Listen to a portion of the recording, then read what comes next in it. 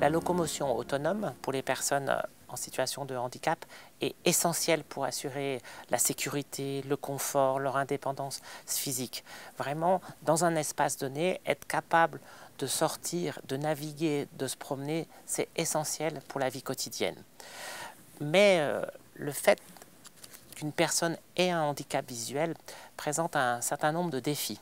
Il y a même un nombre non négligeable de personnes avec un handicap visuel qui n'osent plus sortir, tellement que c'est compliqué de pouvoir se déplacer en toute sécurité. On sait qu'il y a tout un tas de facteurs qui ont été présentés dans les vidéos précédentes qui peuvent influencer positivement ou négativement cette capacité à naviguer dans un espace donné. Il y a des facteurs qui sont liés à la personne elle-même, comme par exemple et ses caractéristiques de son déficit, si par exemple il est sensible à l'éblouissement, s'il y a des capacités à détecter très difficilement des contrastes. Toutes ces caractéristiques liées à la personne vont influencer sa capacité à se déplacer dans cet environnement restreint. Il y a aussi des facteurs liés à l'environnement. Est-ce que l'aménagement de la lumière, est-ce que la lisibilité est présente? Tous ces facteurs-là contribuent à cette capacité à naviguer dans un espace donné. Une des caractéristiques des déplacements des personnes aveugles, c'est l'absence d'une prévision d'un chemin. Cette prévision, pour les voyants, permet d'anticiper les caractéristiques d'un trajet. Par exemple, est-ce qu'il y a des informations qui sont disponibles pendant le trajet? Est-ce qu'il y a des obstacles? Vous voyez, quand je vais d'un point A à un point B, j'ai ma vision qui permet de naviguer dans cet espace-là.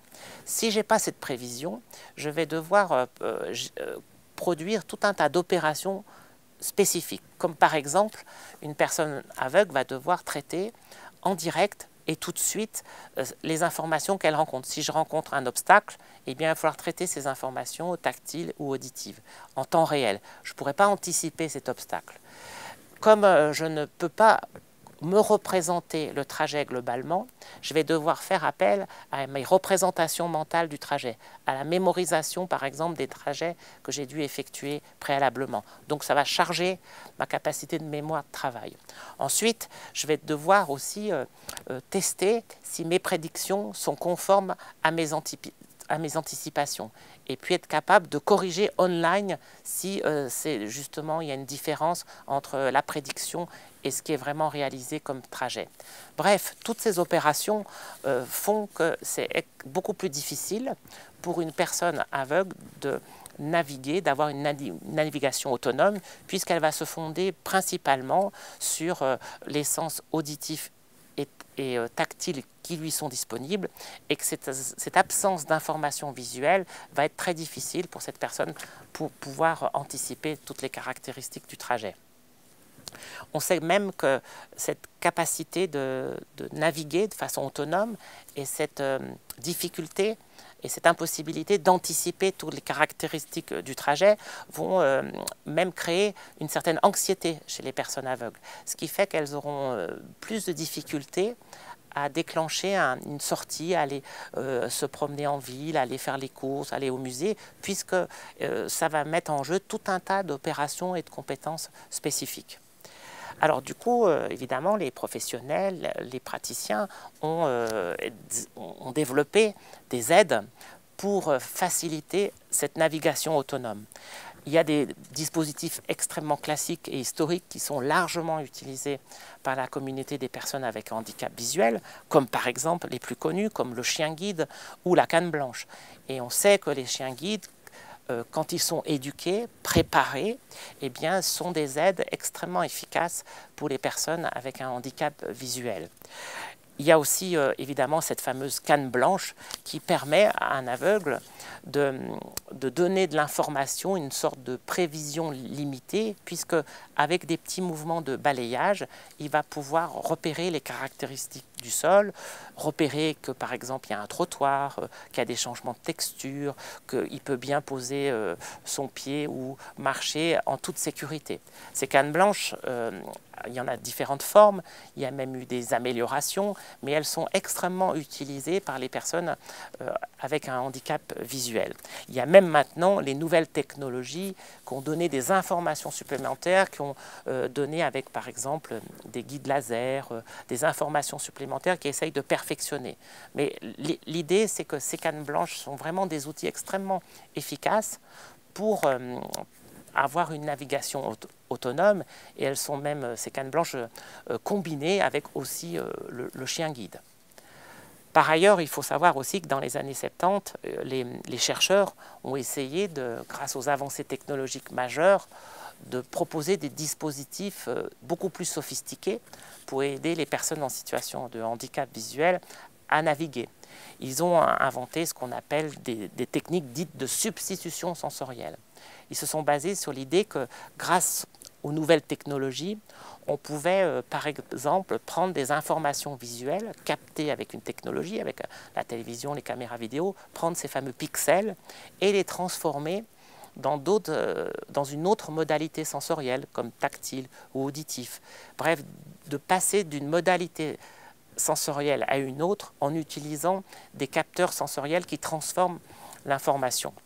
Il y a deux systèmes qui ont eu beaucoup de succès dans les années 70. Il y a ce qu'on appelle le guide ultrasonique de Kay et puis le Tactile Vision Substitution System, le fameux TVSS de Bakerita. Alors c'est des dispositifs qui ont eu un énorme succès dans le domaine de la recherche et nous verrons par la suite qu'ils ont été en fait peu utilisés par la communauté des personnes avec un handicap visuel. Par exemple, le guide ultrasonique, c'est quoi? C'est un casque qui émet des ultrasons. Les ultrasons, quand le casque est mis sur la tête de la personne avec un handicap visuel, il fait des mouvements de tête. Les ultrasons sont générés par ce casque et grâce au retour des ultrasons, eh bien, ces ultrasons, quand ils sont envoyés sur des obstacles ou des caractéristiques d'un objet, le retour de ces ultrasons sont recodés par le casque, ce qui fait que ces feedbacks vont donner de l'information auditive aux personnes avec un handicap visuel. Le problème, c'est que ce casque émet des ultrasons et recueille les informations en retour quand l'enfant ou la personne adulte bouge la tête, mais le problème c'est que c'est un flux incessant auditif, ce qui fait que ça coupe la personne des autres informations sonores de l'environnement, ce qui fait que ça ne peut pas être utilisé dans la vie quotidienne, puisqu'il va falloir que je capte d'autres informations auditives dans mon environnement. Ce qui fait que c'est une très jolie technologie de laboratoire, mais qui a peu eu de diffusion dans la vie courante. La deuxième technologie, le fameux TVSS de Bakerita, a aussi été un grand succès, puisque là, il s'agissait de proposer, de récolter une information tactile, c'est-à-dire qu'on voyait, par exemple, on avait une caméra, la caméra filmait une scène visuelle, la scène visuelle était composée de pixels, et ces pixels étaient transformés par un dispositif technologique sur une plaque tactile qui était mise dans le dos de la personne.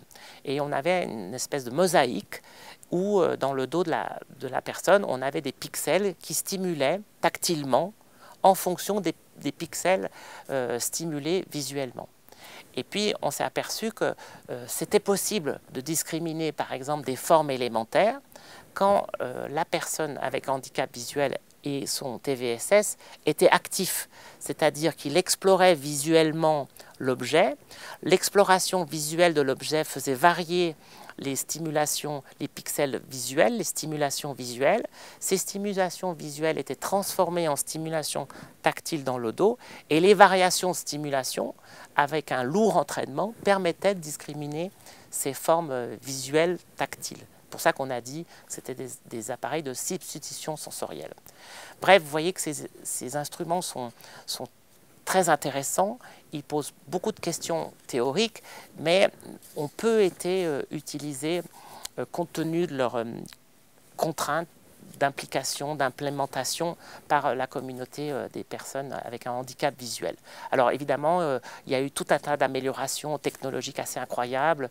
Les caméras ont été intégrées dans des lunettes pour essayer de suivre les mouvements oculaires. Il y a eu tout un tas de dispositifs qui ont été développés par tout un tas de laboratoires dans le monde entier. Mais au final, ces dispositifs restent peu utilisés, peu pratiqués par les personnes avec un handicap visuel. Ce qui reste quand même, tout ça pour dire que quand même cette navigation autonome, qui est vraiment cruciale pour la personne en situation de handicap visuel, reste vraiment un défi majeur et nécessite vraiment un accompagnement spécifique, parce que sans cette navigation autonome, ces déplacements autonomes, on ne peut pas prétendre à une vie autonome, totale, intégrée. Et là, on voit que vraiment la recherche, à la fois théorique et pratique, est absolument nécessaire pour aider à trouver les meilleurs moyens et à rendre accessible cette capacité à se déplacer dans des espaces en toute sécurité. Vous verrez par la suite comment des cartes et des maquettes multisensorielles peuvent être aussi des moyens d'aider ces personnes pour se déplacer de façon en toute sécurité et de façon autonome.